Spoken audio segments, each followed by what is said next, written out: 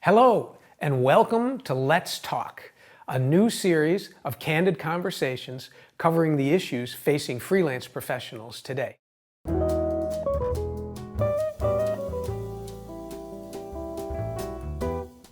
I'm Tom Rizzo, your host, Managing Director and founder of Plectrum Advisors, an investment advisory firm based in Los Angeles. On each episode of Let's Talk, I'll be speaking with some of the most plugged-in experts to help you and me make sense of today's changing environment and to help you be smarter about how to approach work and life. So let's get started.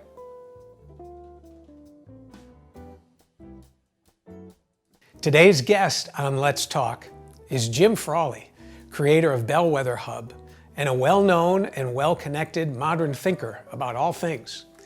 Jim works primarily as an executive coach these days, helping leaders of all kinds of organizations manage change.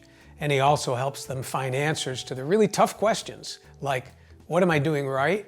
And how can I discover what's truly best for me and my business? Every conversation I have with Jim is enlightening, and I hope you'll find what he has to say as interesting and relevant as I do. So let's get started. Welcome, Jim, and thanks so much for being here today.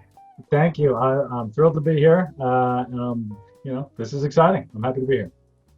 Well, I really enjoyed several months ago when you interviewed me, and I enjoyed learning a little bit about your background, but I'll have to admit, I think I'm as in the dark as many of our listeners are in terms of exactly what you are and what you do and how you accomplish that. Do you want to just start by telling a little bit about that?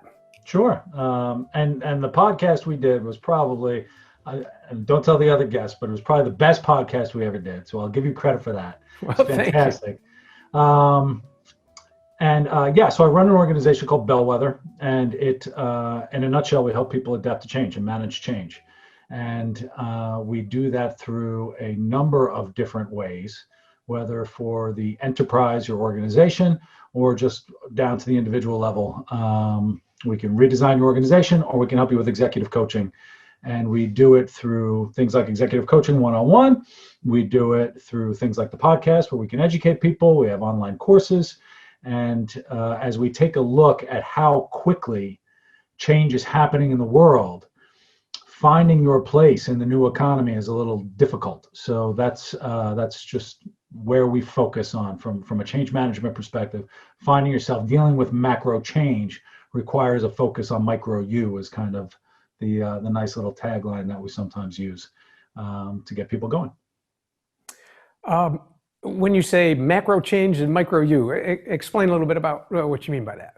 Yeah, so as we take a look at society, the world, the workplace, everything, it's changing faster than we can adapt. So I have a book coming out in January called Adapting in Motion. And I think that phrase, adapting in motion, is almost the new mantra on how we need to manage things going forward. Finding our place in the new economy, managing changes. We are constantly evolving.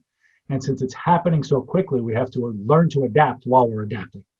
And the only way to do that is to really focus on an inner dialogue with yourself to find the best possible way to find what you need in the moment, to be able to make effective decisions in the moment, and to be able to pivot yourself in the moment to react to whatever it is that's coming your way. So adapting to change, and you also talked about pivoting. I know that many of my colleagues in the entertainment business here in Los Angeles, whether they're musicians, composers, conductors, actors, comedians, directors, writers, and that kind of thing. Boy, pivot is the word that's on everybody's minds as the business ground to a halt in March and is attempting to restart itself, but nobody knows what form it's going to come back, and nobody knows whether their previous roles are going to be there for them, or I think what's on a lot of people's minds is, how's this going to work for me? Can you speak a little bit about, when people come to you with that particular question? I'm sure you've got lots to say. Oh, I've got plenty to say. Before I started Bellwether, I was doing public relations and investor relations in the financial industry during the financial crisis. So it's very similar now. I see a lot of parallels to what was happening back then, because there's a lot of uncertainty. There's a lot of ambiguity about what's going to happen and what it's going to look like. And so we want to make decisions based on what we think things are going to be like. The problem is we don't know what it's going to be like. So how do you make a decision based on not knowing what type of change is going to happen? So there are two things that I would drive home on that I typically drive home for my clients is, one, make your decision. Doesn't matter what decision you make. Generally, whatever decision you make, you can unwind it if it's the wrong decision. You're never going to be making such a big decision that you can't take a step back and then pivot and go back and do something different. So step number one, rather than have that paralysis of I don't know which to take, by not making a decision, you're being left behind. So just make some kind of decision. That's one. But two, as you're making the decision, to help make that decision is something called, and there are books and theories on this, is called something called question thinking. And it's since nobody really knows how anything works, we just have the assumptions based on our previous experiences. We have to learn how to ask really good questions. And those questions are questions for other people who might have more expertise, but they're also questions for ourselves. And how are we asking ourselves the questions that we need to ask so that we can make those really effective decisions in the moment and then change those decisions, and being really curious about what we need in those particular moments. It's really interesting. You know, I find in the professional world out here in Los Angeles, professional entertainment world, we are, most of the people that I know have trained almost their entire lives since childhood to be able to do one very specific thing incredibly well.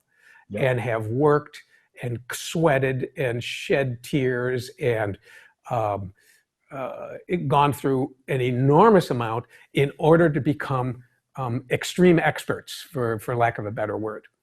And I think for these people, especially when there is a change that happens to the business, like the pandemic brought to us, it is very difficult for those people to reimagine themselves, to say, for lack of a better way of putting it, is what other things about myself do I have to offer other than what I've spent my entire life spending 40,000 hours honing? How do I look outside of this? Because I never have. I have always looked strictly inside of this. Can you speak to that a little bit? Yeah, it's that's tough. Like that, it's one of those things where you're so committed on one particular thing that when a wrench goes into the way it's been operating, it's difficult to extricate yourself from that. And so I'll say a couple things. One is there's the act of doing what you're doing. So you will never not be an expert in what you're doing, which is fantastic. Now, how it manifests is something different. And so when I talk to small business owners, let's say a financial advisor or a real estate agent or anybody, you know, if you're a financial advisor and there's a robot who can make better financial decisions to you, you're still an expert financial advisor. But how you execute on that is somehow different. And so it's not necessarily of what you do. Take it a step further, and what value do you bring? And it's one of the important things about question thinking is recognizing the value that you bring. It's not just playing an instrument. You're bringing joy, you're bringing experience, you're bringing, I mean, when I think of music, music is one of those just core emotional things that everybody responds to. And you're doing more than just playing an instrument. And so how do you expand what it is that you're capable of, and then recognize what you're really doing is more than just pressing buttons on an instrument. You're bringing someone along on a journey, and you've learned this, and your ability to learn an instrument, your ability to focus on creating is something that's many people would pay big dollars to have that ability to create something. And one of the things that I've always been an admirer of to the music industry and the writing industry and the acting industry, the stand-up comedy industry especially, is how these people have this ability to put themselves out there that is major risk, to be able to put yourself out there for criticism. And you do that in such a way that's you're unbearing your soul, that most people aren't able to do that. And that's a skill set that most people don't have. So recognize the real skills that you've got from doing what it is that you were doing, and how you can potentially pivot that into something different.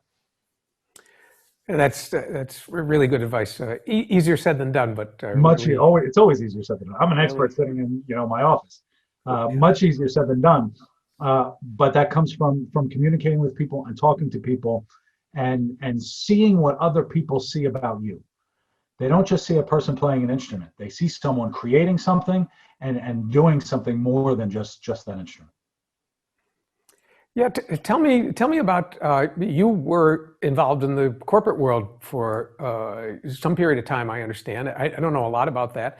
And now you're not. So you must have made some pivot, whether maybe you weren't forced to do that because of a pandemic, but you did make a pivot. Do you want to talk a little bit about your internal processes and how you came to do that and why? Yeah, it's my career's been a roller coaster. It's been tons of fun. It started in radio. I had a syndicated radio show, which I loved. It was the best job I ever had. But I didn't really have the guts to fully commit to it. And so I cheaped out and went corporate and started monitoring telemarketing calls and doing, just brainless kind of work. And then I ended up getting pretty successful through my work. I ended up becoming a corporate trainer and traveling around the world and teaching people on products. And I got into the financial industry for 15 years, doing public relations and teaching executives how to communicate, and chief of staff role and business management, doing all of these things. But it never jazzed me. It was never for me, and it was never anything that I wanted to do. So my frustration eventually boiled up, and then I went to an executive coach to figure out what I wanted to do. And I put together all of these business plans that none of them really fit what exactly it is I wanted to do. And then I heard about the executive coaching program at Columbia, and that was all she wrote. Jumped in 5 years ago, and I'll never look back, ever. Nice. I have a feeling that there are inside of most people's minds, as they react to the upheaval that happened with the pandemic, that there are two parallel tracks going on in their mind. One is fear-based, which is, oh my God, my whole way of doing things has been upended here, and it's unknown whether it's ever going to return, and oh my God, what's going to happen? There's that track. And then there's the probably less lower volume voice in there that says, is this an opportunity to be able to look at something else? And the few people I've talked to about this are almost afraid to give light to that voice, for fear that they're going to have to take a look at, well, what does that mean? What else do I have to offer, or what other ways? Do you want to talk about that a little bit, that mental process? Yeah, it's difficult. It's the fear of the unknown is a big thing. How do I pay the bills? How do I get things finished? How do I, where do I find clients? Any kind of change. Is this job, maybe not even starting a business, but taking a new job, is how do I, am I going to be successful? And we question our capabilities, we question our ability, we question if it's the right decision or the wrong decision, and what is it going to look like. We have all of these unknowns that we're never going to get the answer to unless we actually take a step towards it. But then there is that light of opportunity and what's possible. And I do feel like we hide behind the fear question. We hide behind the fear question quite a bit. And I always use the fear question, and I never had the guts to do what I'm doing now. I never had the guts to really pursue my radio career the way that I wanted to pursue my radio career. I never had the guts to articulate what career path I actually wanted and give myself license to say that I wanted to do this, and I'm comfortable to say that this is something that I want to go after. Because it's not so much the fear of the unknown, it's not so much the fear of failure, it's the fear of humiliation if you don't get it. And that's what we're really afraid of. Now, the opportunity part of it is, yeah, if you can articulate this whole dream life that you're going to get, what does that actually look like? And what's a realistic view of that? And what are you willing to give up to get to it? You know, a lot of people think that they're a hard worker and they do a lot of things, and that may be true. But in order to get to a certain level, what got you here won't get you there is a common saying. So you have to give up something. Oh, you froze for a second here, Jim. Sacrifice of family time? Is it a sacrifice of friends? Is it a sacrifice of external whatever, sacrifice of money, whatever it might be? You have to sacrifice something if you're going to get to that next opportunity level. Yeah, it's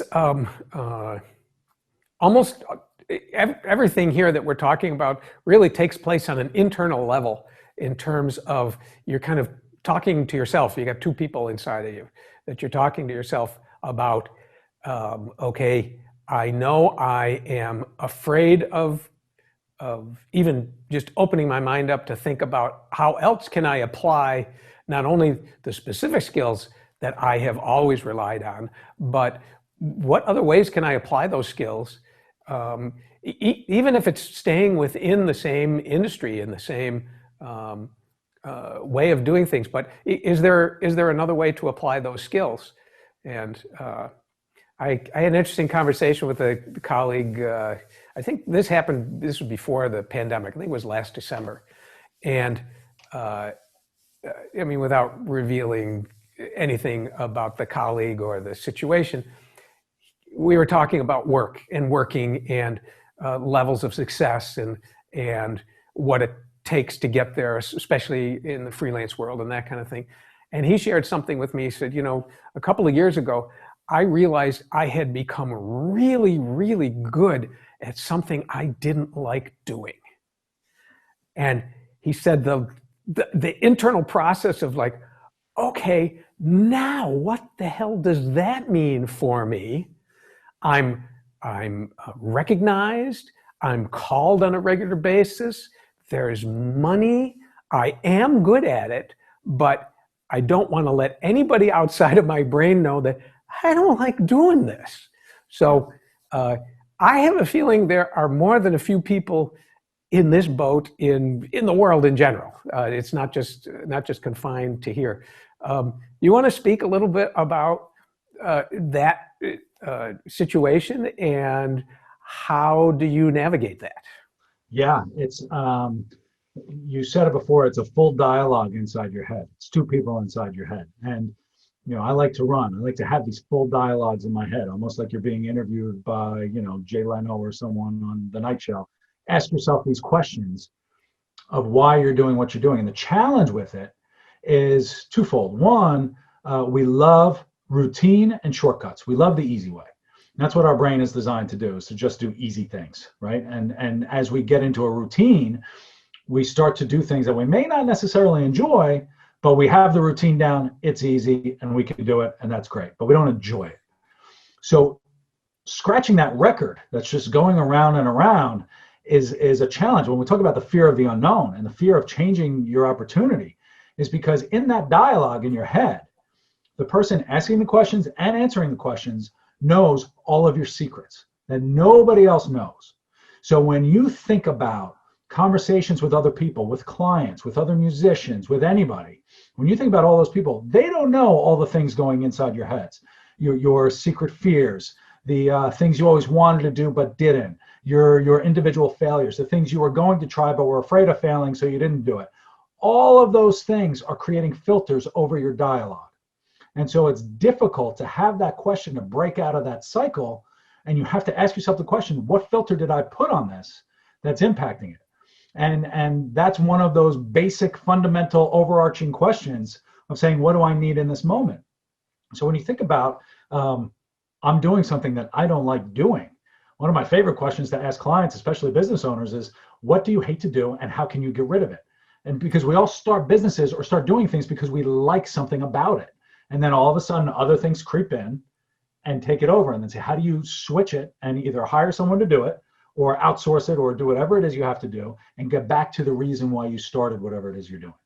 Yeah. I think that's, that there's a really strong element of that with performers, that they begin at a young age doing it for one reason, and there is a connection to something that doesn't have anything to do with money or success or recognition or sustainability. It's just there is a connection to, there's an aspect of whether it's playing this instrument or engaging in a play in high school or grammar school or writing something that is satisfying. There is an element of genuine attraction to, I really like doing this. And as you then progress into the professional world, there's a whole bunch of other elements that come into play that, not that they take over, but that they become almost more important than what it is that you like to do. And everybody who decides to stay in the business makes the Faustian bargain to say, I'm okay with that because the thing that I like to do is at the core of this thing, so, and I'm going to keep pursuing that.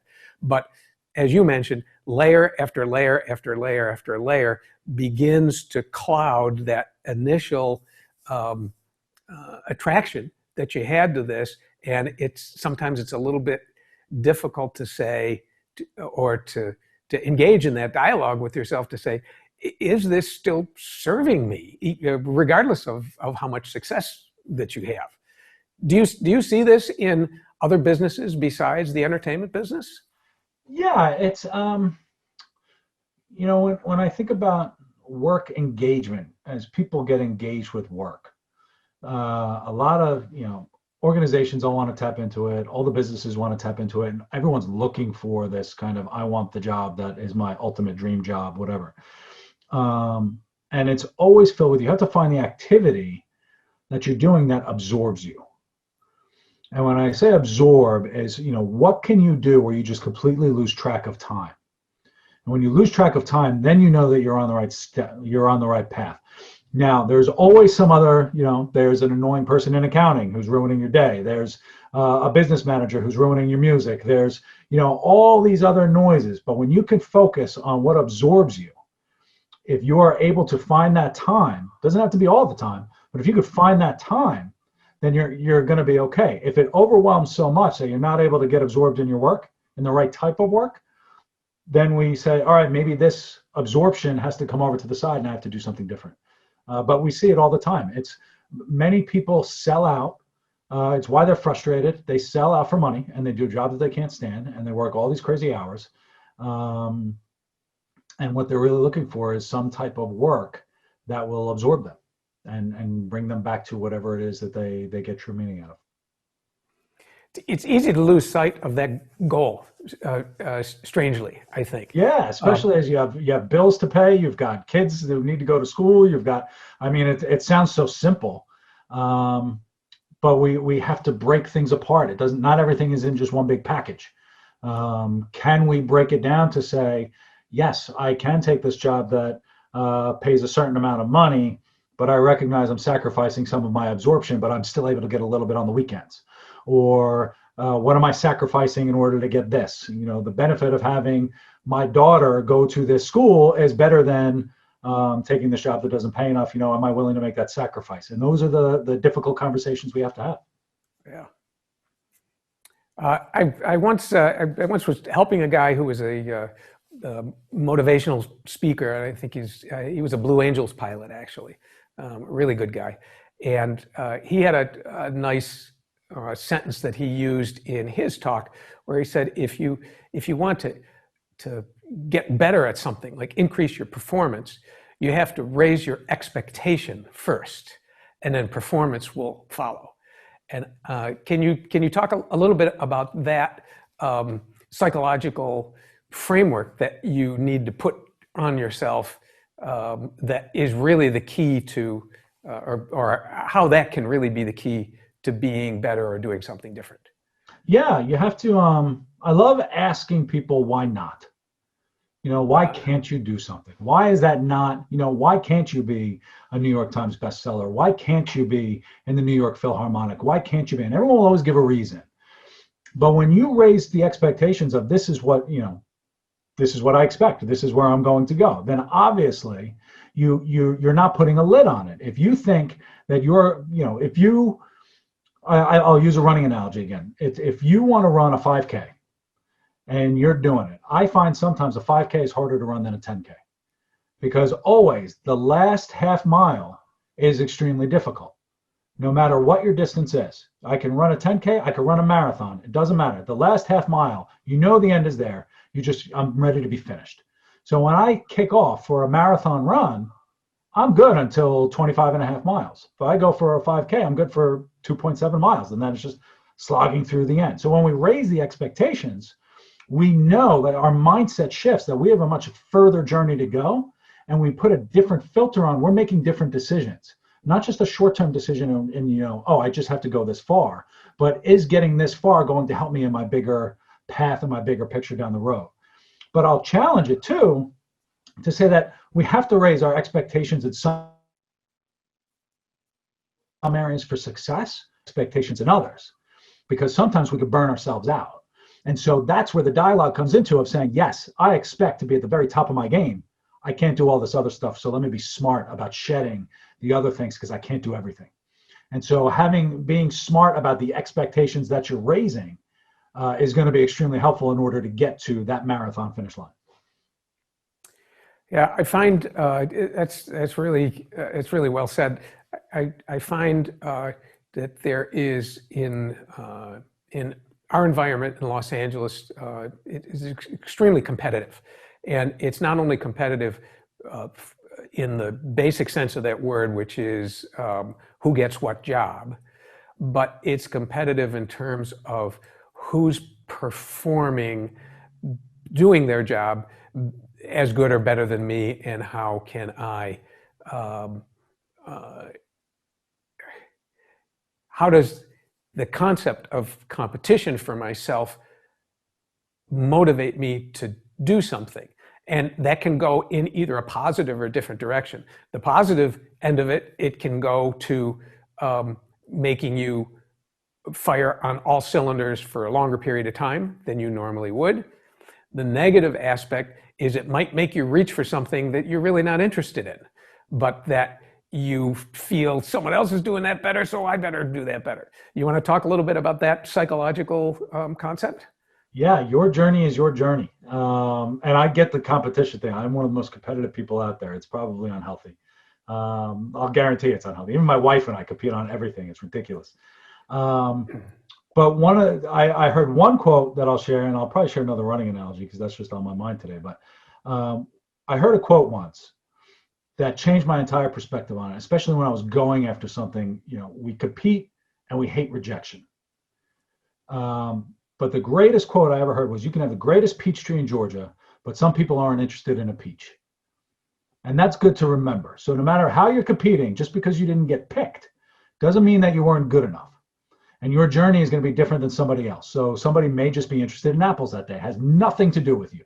And so we have to remember in our competition against other people is that what's relevant for me is relevant for me and nobody else. And so the running analogy is, what I learned when I first started running was how to run up a hill. And running up a hill, nobody likes to do it. But the way to run up a hill is to not look at the hill. That was the best advice I ever got. Do not look up. Do not look at anybody else. You look at your feet. Because when you're looking at the hill, your mind's telling you you're not going to make it. Stop doing it. You're hurting yourself. Stop going. If you look at the people next to you, you're worried about who's going faster than you, who's going slower than you. You're not focused on getting up the hill. You're focused on someone completely different. But if you focus on your feet, one step in front of the other, you don't see the grade of the hill and you don't see anybody else. You'll know when you get to the top of the hill because the grade changes. Things get easier and you're going to be making more progress. So you focus on the one thing you can do, which is competing against yourself to get that one foot in front of the other. That's really great advice. In the notes that you sent me here, you used a word that I'd like you to talk about a little bit. You said self-efficacy and understanding what that is. You want to speak about that a little bit? Self-efficacy is the future of, it's the next business buzzword. I'll call it right now. It's the next business buzzword. So self-efficacy is confidence in understanding the steps to get, that you're capable of executing on the steps to get to a finish line.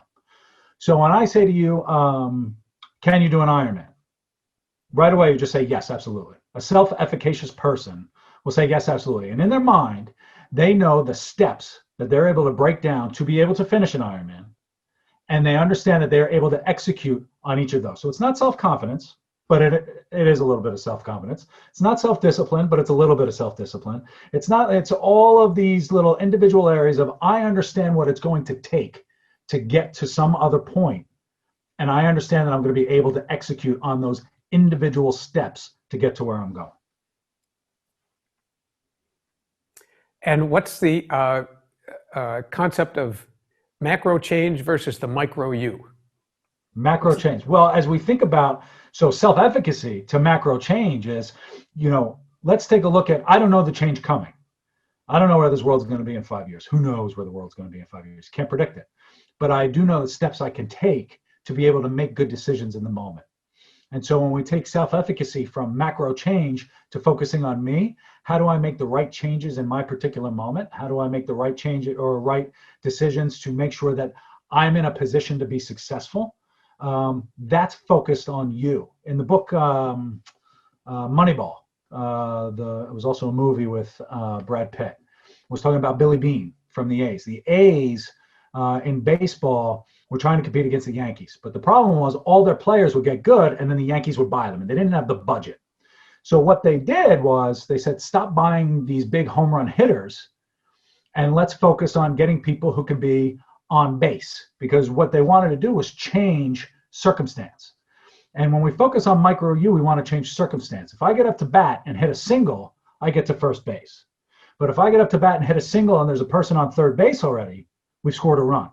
It's the same hit, but very different results.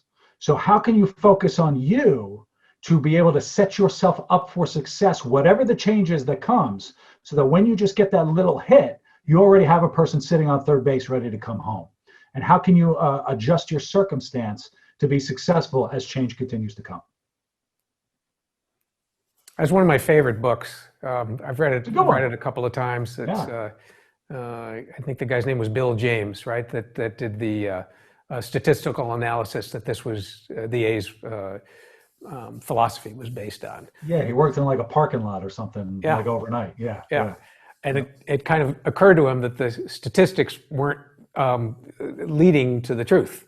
That right. When you had a guy, if you were measuring whether a guy got a hit into left field versus whether he hit a pop fly into left field, some of that had to do with where the left fielder happened to be standing at the moment that he hit the ball. So right. You can't necessarily say those statistics are accurate, that the one guy got out and the one guy got a hit, depending on where the guy was standing. So we had to really dive into these statistics. It's a great book. It's interesting. Yeah. How do you counsel people or talk to people about remaining hopeful in these tumultuous times that we have? I mean, we've got a virus that is still, far from being under control, and who knows when. Is it going to be 6 months? Is it going to be another year or 2 years? You've got political turmoil that is unprecedented. Talk a little bit about how you try to energize people to tap into being hopeful. Yeah, and I like that you use the word hopeful, because hope is one of the core emotions that we have, and it's an important emotion that we have. And there are a couple things. One, I like to try to give perspective to my clients. The political landscape, the pandemic landscape, when you take a look at the arc of history, we've dealt with this before. And we've dealt with very similar things. And so this too shall pass, we could talk about. It's very difficult in the moment, but this too shall pass. So a little bit of perspective is good. But recognizing that most things are out of control, they're out of control for everybody, is also a little bit of perspective. So everybody else is feeling the exact same thing as you. So you're not alone, which is important. And we have to tap into, when we talk about, we hear often that everyone says we have to focus on what we can control. But what that means has to be defined by you. What can you control? And part of it is controlling your focus and where you're putting your attention and your focus. Are you spending it on social media and on the news and everything else? Or are you focused on recovery, a walk in the woods, a walk with your dog, doing a puzzle, doing something that's beneficial for you? So we think of just mental wellness, the fact that we're going to be indoors for a long period of time. And we need those social activities. We need to connect with other people who are feeling the same types of things, will make us hopeful, but we have to remain, positive conversation and discuss that. But there's also a big self aspect of loving yourself. And I think those words are so soft, but they're really important. And the first thing that we need to do is get that dialogue going. Is, in the words of Rousseau, my favorite quote is Jean-Jacques Rousseau: how can anyone be satisfied in life if they're not satisfied with the one person they can never be separated from? And so we're looking at so many different macro things that are hitting us. We're being advertised everywhere. I just bought a new computer. My computer is advertising to me. It's built into the computer. We get no privacy. It's it's overwhelming. And so how do we focus on what you need in your moment? And that's a question to ask. What do I need in this moment to change my perspective, to change my need? It's not to put your head in the sand, but when we deal with burnout, when we deal with overwhelming, we need to schedule in that recovery time of saying, this is time just for me. And it's difficult, also easier said than done. If you have kids, if you have a spouse, there are so many people who want your attention, including the little device in your pocket. We have to make sure we carve out some attention for ourselves. And that is the fundamental way to remain hopeful, because then you recognize what you're capable of and you can start taking steps on getting things done that are beneficial for you. I really like that, not for many reasons, not the least of which is especially in the electronic age and in the social media age, there is a very less than conscious message that's being given to you, is that this thing that's vibrating in your hand on this phone is more important than what you're actually thinking about at the moment. And you have to pay attention to it. And there's an alert and a beep and a consequence, and 5 people are liking it, and oh my God, I gotta. But it's designed this way. I mean, this is not an accident. It's designed to try to make you feel that way. And boy, nothing could be more destructive to human development than that concept that you're not as important as this thing. And the pull it's difficult. The pull is very, very difficult to. It's difficult. And it's, as we think about evolving, I mean, you asked the question of what to happen in a pandemic in terms of work and finding work. It's your work beyond the pandemic is going to change. And it's going to change thanks to that little device. And when we take a step back to not just what you do for a living, it's why you do it, will allow you to evolve your business, whatever it is, from music to finance to anything, in spite of technology. And how do you use technology as a commodity, as a helper to you, rather than having it take control? I've had to go extreme where I do not let my phone leave my office, because it's just, I'm sitting in front of my daughter and I'm not paying attention. And life is better, right? And I have times to come down and check and make sure I'm not missing anything, but nothing is really that important. We think it is. We think it is. And when we're waiting for external validation for things like social media, you're trying to control other people. You don't need that validation. If you're waiting for someone to tell you that you're doing a good job, you're going to be waiting a long time, because they've got other things they're worrying about. So they're not going to be focused on you. Right. I remember there's a quote from somebody that said, I may not get this right, but that in your 20s you're worried about what everybody thinks about you. In your 40s you're not that concerned about what they think about you, and when you get to your 60s you realize nobody's been thinking about you ever. So that's right. So yeah. You were wrong all the time. It's so cathartic to know that nobody's thinking about you. Yeah. It's amazing. It sounds like lonely, but it's actually really nice that nobody's thinking about you, which goes back to why you need to articulate your desire of what it is that you want. And you need to communicate that vision to other people so that they are thinking about you and they are able to help you. Because I mean, think about you. Are you thinking about pick 5 random friends? Are you thinking about them all the time and what they need? The answer is no, because you're thinking about all the things that you need to do. And so creating those relationships so that they can help you, we have to lay that foundation so that they can give you a hand. Yeah. Yeah.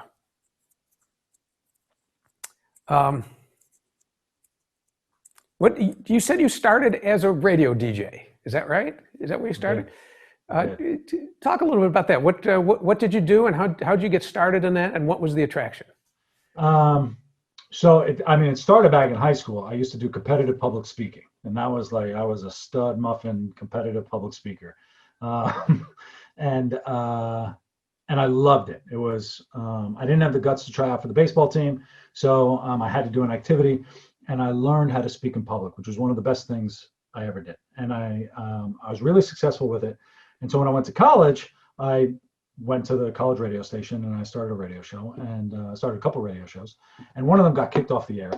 We were a little too over the edge for the college campus, and so in a defiant move, we sent out a radio show proposal to every station in Washington D.C., and the top talk radio station picked us up and put us on, and we ended up getting syndicated in like 10 or 12 states or something like that, and it was awesome. It was easily my most favorite job I've ever done. It was tons of fun.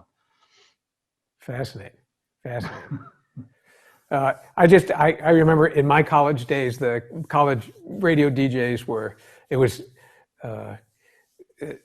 classic like FM radio where they talked in, it sounded like they were high all the time. They talked in very slow, low voices, and they were all the same.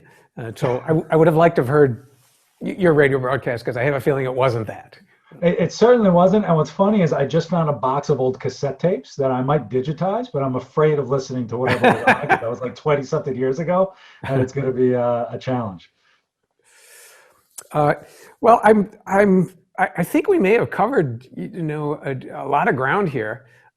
Is there anything else that you'd like to share with our listeners? I know you professionally you work as an executive business coach. Is that true? Yeah. You want to talk a little bit about the specifics of what that is and how that works and what it's all about?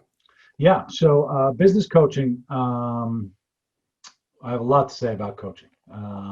But when we're looking to manage change or deal with anything or advance in our career or evolve our business, put together a strategic plan, sometimes we need an objective third party who has no skin in the game to challenge you on what it is that you're doing. And so my clients bring me in from a corporate perspective to either redesign their organization, or do we have the right people doing the right thing? Can we create roles, responsibilities, put a little more structure around things? To I don't know where my business is going to be in 3 years, 5 years. How do you give me? Can we work on a strategic plan to do that? All the way down to an individual or a team saying, I want to be in the C-suite in 5 years. I'm obviously not doing something right. Can you help me kind of change some behaviors? This team isn't executing. We need a better sales team. Whatever it is, we'll get you to wherever it is that you want to do. Coaching is there are a few things that you need for coaching to be impactful, and this is kind of what separates us. Is we don't take clients unless we have defined what success metrics are going to be done and how to measure them, and we don't take clients until we have picked an end date. So we don't really believe in this ongoing forever coaching engagement. We're looking to get you to change behavior, get your work done. And I tell all my clients in the nicest way possible, I hope I never speak to you again, so that we can get you to where it is that you want to be. For coaching to work, a person has to be committed to coaching, and everyone has to be held accountable, coach included, which is why we have success metrics and we have set goals that we're going to accomplish to get you to wherever it is that you want to go.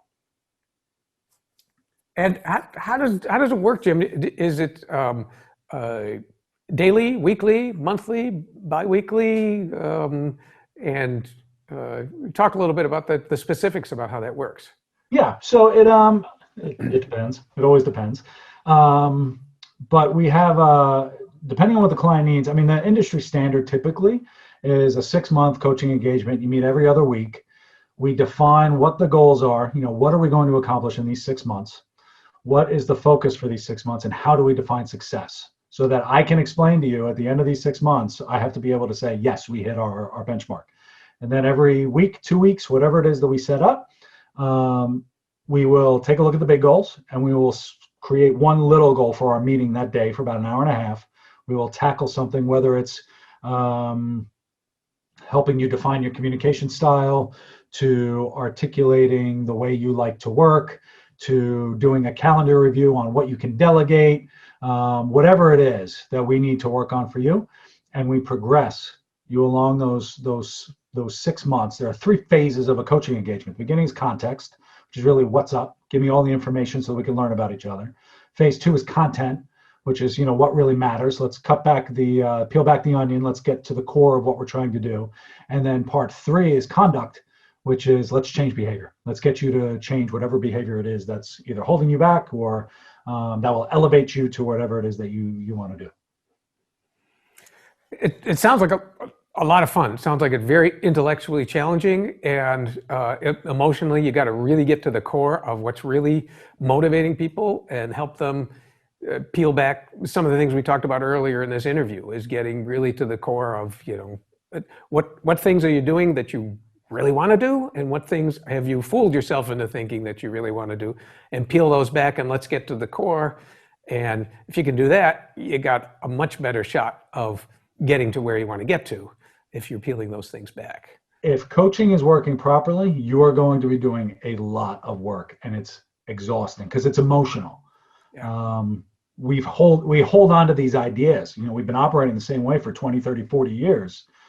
In corporate, I work with people with a 40-year career trying to make changes to the way they've always done things. And we align our value and our value set to who we are. And we almost feel like it's an attack. But if it's also done properly, it's a ton of fun to make these types of changes and grow. And I love it when I have a client tell me, I had one recently tell me, I've learned to love learning. And they've changed that question thinking and changed their habits to just say, what am I learning in this particular meeting? How am I thinking about what I'm learning? Every meeting you sit in, are you looking around to see what people see? Are you presenting yourself as the person you want to be? And it's emotionally draining. I feel like I've only had maybe 3 or 4 clients who haven't cried. Wow. And it's a corporate thing. Like, I don't do life coaching. It's like corporate, where we're talking about corporate growth, and life always comes in. I mean, they're inextricable. They're together. So people always, grown men just sit in front and crying about something. And it's progress, and it's great that they're able to do it. Yeah, it's a good sign when that happens. It's a good sign. Yeah, very good. Yeah.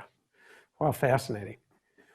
Well, that's kind of, I'm out of questions here. I'm sure you and I could, talk for about 5 more hours here, but is there anything else you'd like to say to our listeners before we sign off here? No, but thank you for doing it. Bellwether Hub is the podcast. The book is out in January 18th, I think, 19th, called Adapting Emotion. But thank you. This is awesome. It's nice to be on the side of the microphone. Yeah, it's been my pleasure to have you, Jim, and I always enjoy speaking to people where I learn a whole bunch of stuff, and I always learn from you. So it's really great. If when your book is ready, if you can send me a PDF of the cover of the book, we'll put that up at the end of this thing, so people can know about it if they want to learn more about you and what you have to say. Perfect. And for all of our listeners, I just want to thank you for tuning in again to this episode of Let's Talk with Jim Frawley. And we look forward to seeing you next time. And Jim, thanks so much for taking the time today. We really enjoyed talking to you, and hopefully we'll be able to do this again. I look forward to it. Thank you, Tom. This is great. All right. Thank you, Jim. We'll be in touch. Take care. Bye-bye. Well, that's it for today's broadcast with Executive Coach Jim Frawley. Thanks so much for joining us today. I hope you'll come back for more. We've got some really great guests lined up, and we'll be sure to let you know when the episodes are available. Thanks again for watching.